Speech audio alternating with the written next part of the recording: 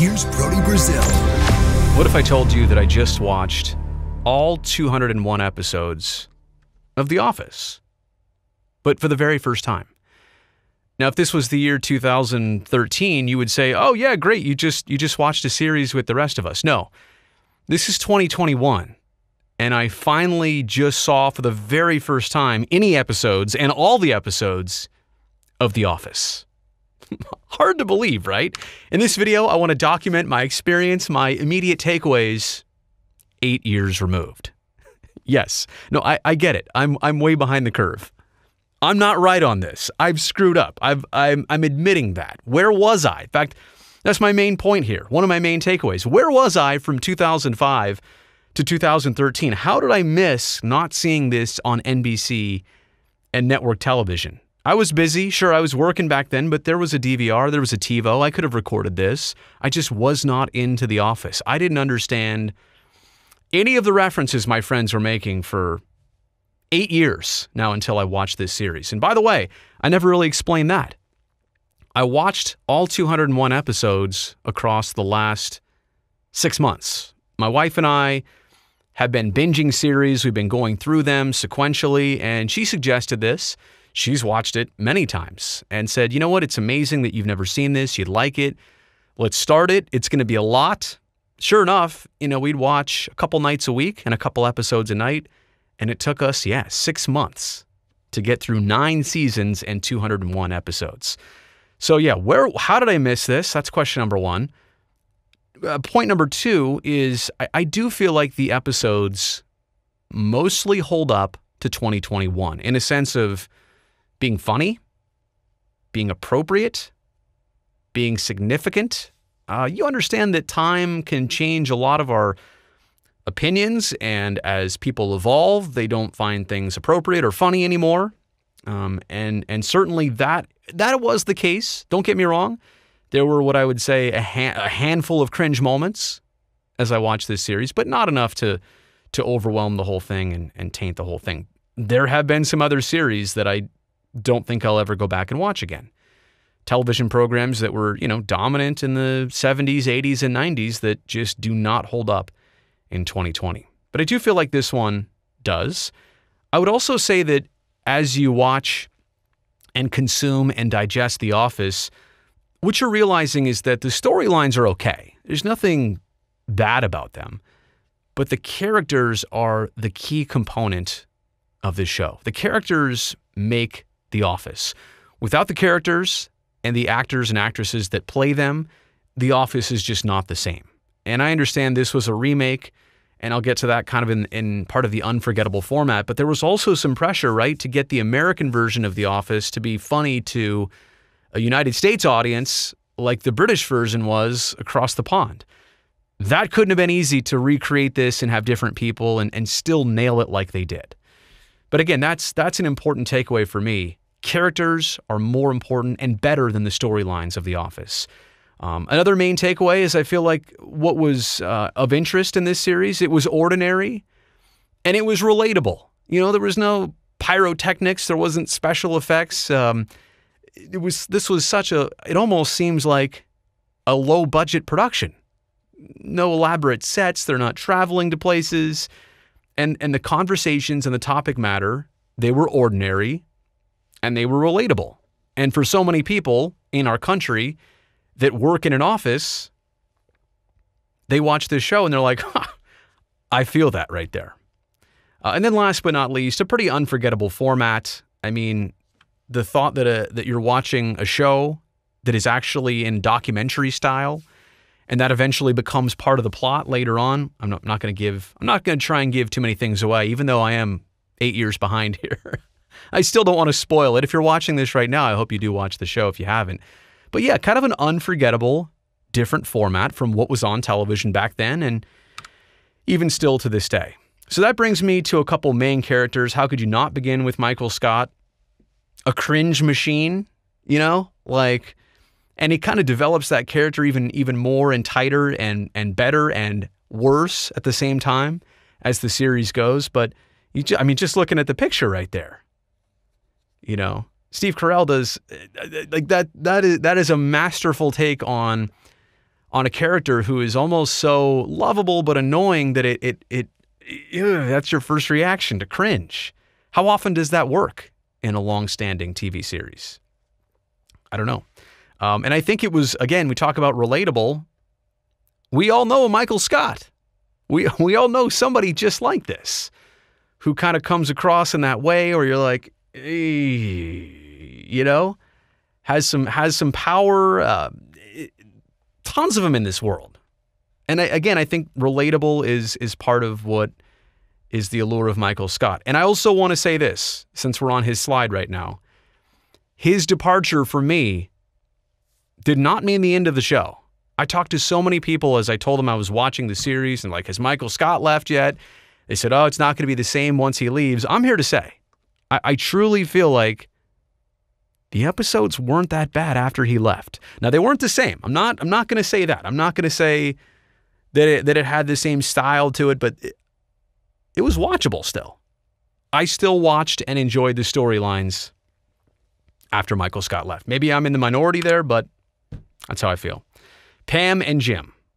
Relatable. Here I go with that word again. Relatable. Their romance from the flirting stages to it can happen, and then it can't happen, and it will happen, and it won't happen. Eventually it does. Eventually there's a marriage. Eventually there's kids. Eventually there's, disagreements that do happen. Everybody's been there. Anybody in a relationship that involves a marriage and kids, you remember all these faces. You were there. And for somebody like me who met their wife through work, just like Pam and Jim met each other, super relatable. And I also think the chemistry between Jenna Fischer and John Krasinski is like, again, you're striking lightning in this in so many ways with the characters, but not only that, the actors and actresses who played them. They did such a good job at generating flirtatiousness and romance, but also being themselves and not the same character. I could see why that was a main interest of, a lot of people probably watched this show, especially in its beginning years, to see if they would actually get together. And their relationship, them as characters, it's good evolution. I do feel like, if you've been through, your 20s and 30s into your 40s, you know how life changes. And I feel like we do see their characters change, not only in appearance, but also in how they act and the things they do. Dwight Schrute, what a beauty. And I mean, the definition of eclectic.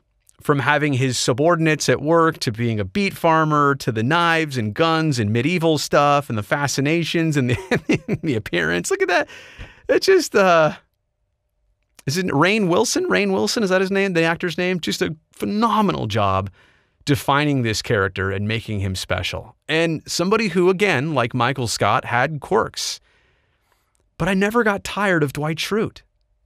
Aren't you so, and he was almost the antagonist a little bit in this series, in a friendly way. But he was always lovable, and you could always generally see his side. Oh yeah, Rainn Wilson. I put it on the slide here, and I had to remember his name. But it brings me to the question, am I missing something? Has Rainn Wilson been in other things after The Office that I've missed? He did such a good job with this. It's almost hard to fathom that he hasn't resurfaced in a more popular role somewhere else. Maybe too many people tie him to being Dwight Schrute. I don't know, but I really appreciated his performance. And lastly, I can't get to all the characters, nor do I want to, but you definitely need them all. In 9 seasons, you can't just have Pam, Jim, Michael Scott, and Dwight, and that's pretty much it. You need other people, and some do come in, some do leave. Some you were happy when they left. Some you didn't even notice when they left. Some you forgot how they got there. They just kind of merged their way in. But you need all these characters if you're going to have 9 seasons that go well. I also feel like I said characters were better than the storylines, but the way things were managed, the webs of people and how they got in and out of each other's lives and the storylines here, that's not easy to do. I feel like that was managed well over time. And then the last point I want to make here about the core characters, it's almost Game of Thrones-ish. And when I say that, what I'm trying to mean is that there were so many characters in this show. that of the, I don't know, dozen that you see here, there's a whole nother dozen that played parts in several seasons that were important. Almost hard to remember everybody's name, to be honest with you, when it's all said and done. But I do feel like that enhanced the show, that you weren't living this through one main character. There were several and multiple people that you'd follow and be interested in. And speaking of the other core characters, I picked out a couple favorites. DARRYL, who I felt like, I don't know if I was watching DARRYL the entire time or if I was watching the real Craig Robinson. You know, sometimes when an actor and the person they're playing feels like the same person. I don't know Craig Robinson. I've seen him in other things. I do feel like DARRYL in this show is largely Craig Robinson. I also feel like his acting, it was more about body language and facial expressions than it was the lines he delivered.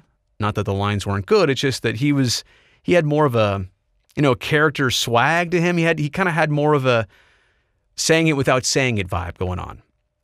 And he's one of the characters that emerged into the plot. I found a lot of fun in that. Toby, so passive it hurts. For the HR guy to kind of be one of those soft-spoken, kind of like, I'm not sure what I'm really going to say, guys. And then, he would be caught in certain situations that would just be funny or interesting.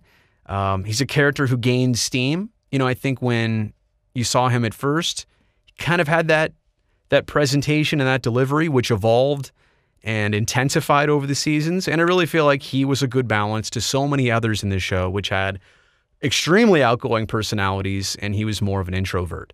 Stanley's another favorite. Look at that expression right there, that facial expression. Unchanged the entire series. I don't feel like his character altered very much, which is also impressive that he nailed it right out of the gate. Classic bitterness, just always upset. He just wanted to clock in, clock out, do his work, get his money, and go home and retire. He talked about retiring a lot. He was simple. He was predictable. I thought Stanley was great. And then Angela. Now, I'm naming 4 favorites here. I know the Nard Dog's going to be upset that Andy Bernard is not in here. He would have been also on the short list, but I'm going to go with Angela as my last one here. Is it possible that she could be annoying at most times, but also a favorite? Yeah, definitely.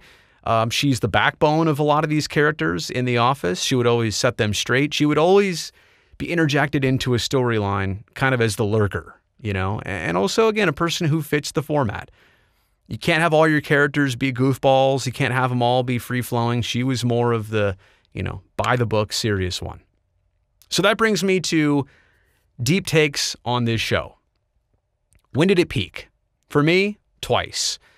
Not in the first season, which was very short. They were kind of establishing. I feel like seasons maybe 2, 3, maybe even into 4, they all found their stride, like a lot of shows do, and that's when it got really good. I also feel like there was a bit of a lull in the 5th and 6th seasons, maybe even into the 7th. You're trying to figure things out. You're trying to take the show in new directions. You're trying to keep it similar enough where people recognize it and they enjoy it, but also make it interesting to those who have watched everything. So I think early and late were the peaks. The start of it wasn't, the end of it wasn't, and the middle of it was not. Another deep take here, would I rewatch this over time? I feel like that's a true test of if a series is good or not. For me, I think the answer would be yes. I think in a couple years, I would revisit it. I don't know that I would do it in sequential order again, but I would pick and choose the seasons. Maybe I'd start at season 2 or season 6 or 7 and start watching it again. So I think the answer to that is yes. Does this have an all-time sitcom standing? Is this up there with all the best shows that have existed through, let's say, the 60s, 70s, 80s, 90s, all the way up to today? Probably. Is it top 10? I don't know. Maybe. And it depends who you are and how old you are and what you've been exposed to over the years. But for a broad audience, older people, younger people, could it easily fall into a top 50? I definitely think so. I think about 50 shows. This has to be up there for the success, longevity, and the production value that it had. So I think it's, for a lot of people, it could be their top 10. And I think overall it could easily be everybody's top 50. The pressure of recreating the original, that is something that I don't think is still understood. To redo it and to get it right, how often does that happen and go really, really well? I do feel like that is something to behold. And the fact that I believe that there were like several 8 or 9 other spin-offs for other countries and other languages of The Office, even after the American version. And then last deep take here, but not least, all the pop culture gems that came out of this show, like the coffee mug that says "World's Best Boss." I could go into a lot of expressions and different things that were said, and lines, and references. And I should have said pop culture references, but yeah, you understand my point here is that this was such a show that produced brilliant. It produced things in our everyday life that you can bring up, and usually everybody, well, now I can relate because I've watched the show, but so it did produce all that. Long story short, I feel like The Office was a great series for me to enjoy and watch. It shouldn't have taken me 8 years until the series ended in 2013 to finally watch it here in 2021, but I'll actually end my video with the last line of this show and this series, and Pam said it. Quote, "There's a lot of beauty in ordinary things. Isn't that kind of the point?" So, The Office was ordinary, but also at the same time, I think it was extraordinary.